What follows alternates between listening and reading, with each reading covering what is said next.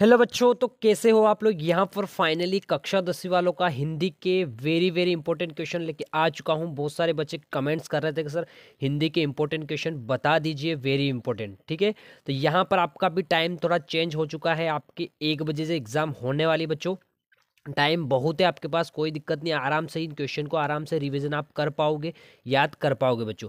जो आपकी अर्धवार्षिक परीक्षा 2023 यानी आज के जो पेपर में 100% आएगा बच्चों, 75 में से 75 लेके आओगे बच्चों। ठीक है, और इन सब का अगर पीडीएफ चाहिए बच्चों, तो उसके लिए भी मैंने अपने टेलीग्राम ग्रुप में स्टडी विद उदय, अपने टेलीग्राम ग्रुप का नाम है स्टडी विद उदय, वहाँ पर ज्वाइन हो जाइए। उसका लिंक मैंने डिस्क्रिप्शन में डाल रखा है, वहाँ इन सब का पीडीएफ आपको मिल जाएगा, तो आराम से आप आसानी से याद कर पाओगे। ठीक है, तो यहाँ पर शुरू कर लेते हैं बच्चों।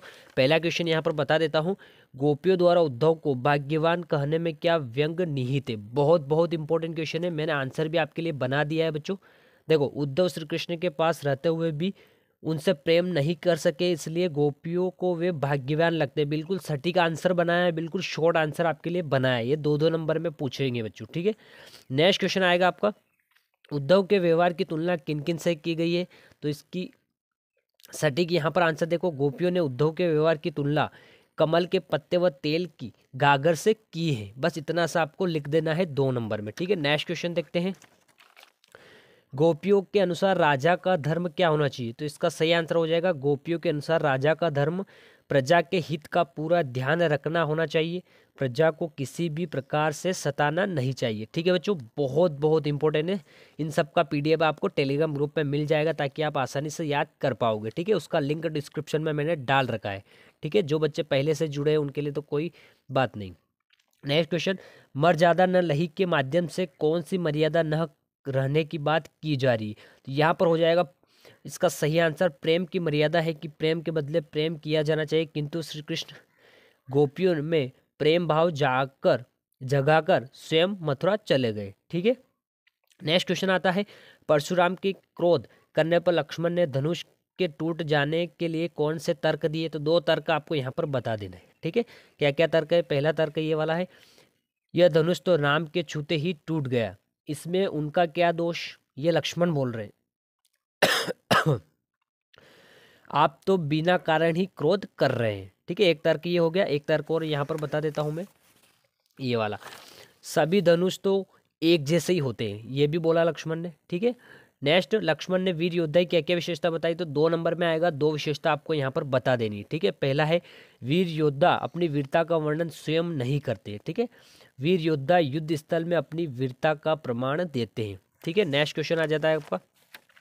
साहस और शक्ति के साथ विनम्रता हो तो बेहतर। इस कथन पर विचार आपको यहाँ पर करना है, स्पष्ट करना है इस कथन को। देखो, वीर पुरुष में साहस और शक्ति का होना आवश्यक है, यदि उनके साथ विनम्रता भी हो तो सोने पर सुहागा है। विनम्रता धैर्य संयम, ठीक है, तथा गंभीरता का परिचय देती है, इसलिए साहस और शक्ति के साथ विनम्रता हो तो बेहतर है। बिल्कुल सटीक आंसर आपके लिए बनाया है, शॉर्ट आंसर आपके लिए बनाएगा।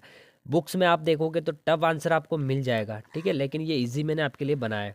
नेक्स्ट क्वेश्चन हो जाएगा आपका, कवि आत्मकथा लिखने से क्यों बचना चाहते हैं, तो इसका सही आंसर हो जाएगा उनके अनुसार उनका जीवन साधारण रहा है, उन्होंने कोई महान कार्य नहीं किया, उनका जीवन दुखों और आघातों से पूर्ण रहा है, इसलिए कवि आत्मकथा लिखकर उन दुखों को याद नहीं करना चाहते, इसलिए वो आत्मकथा नहीं लिखना चाहते। ठीक है बच्चों, नेक्स्ट हो जाएगा आपका, स्मृति को पाथे बनाने से कवि का क्या आशय है, तो कवि प्रसाद जी के दुख भरे जीवन में कुछ स्मृति ऐसी रही है जो प्रिय के साथ मधुर रातें व्यतीत हुई, जिनमें उन्होंने खिलखिलाकर हंसते हुए वार्तालाप किया, वह उन्हें आज भी याद है। ऐसी याद ही उनके भावी जीवन की पाथे सहारा है। ठीक है, इतना सा आपको लिख देना है। नेक्स्ट क्वेश्चन आता है, कविता का शीर्षक उत्साह क्यों रखा गया है, बहुत इंपॉर्टेंट है।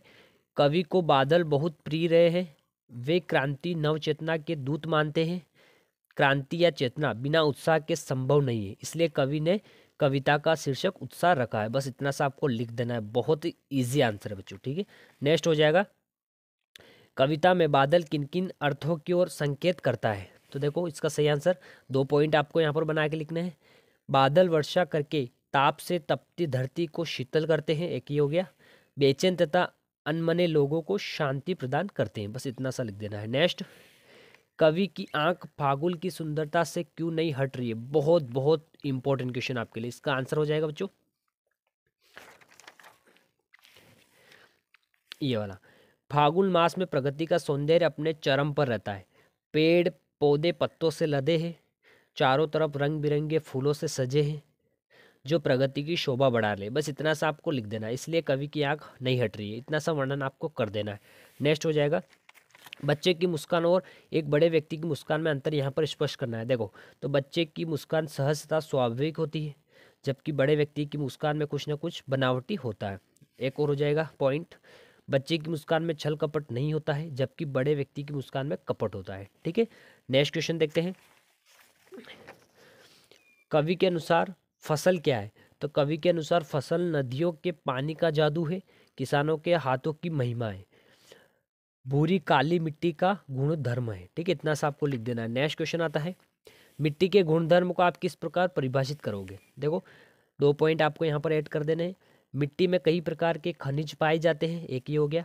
किसी मिट्टी में कोई फसल अच्छी होती है तो दूसरी में अन्य अच्छी होती है। ठीक है, ये 15 क्वेश्चन मैंने पार्ट के लिए है बच्चों। नेक्स्ट वीडियो में व्याकरण के क्वेश्चन भी बहुत जल्द मैं प्रोवाइड करवा दूंगा।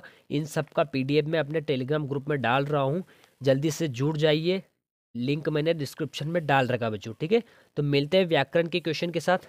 अभी आप ये याद करो। थैंक यू बच्चों।